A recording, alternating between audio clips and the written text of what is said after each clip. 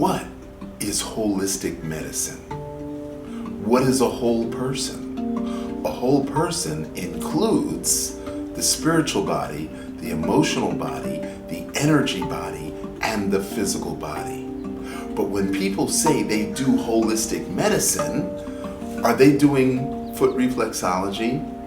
Are they doing hatha yoga? Are they doing aromatherapy? But do any of these therapies treat the emotional body or the spirit body?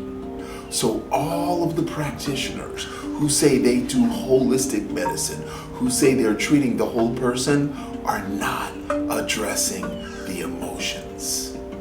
And after 40 years of study and practice, the Blue Dragon Qigong Academy is the only one that teaches the full extent of how to identify emotional pathology and how to create emotional harmony.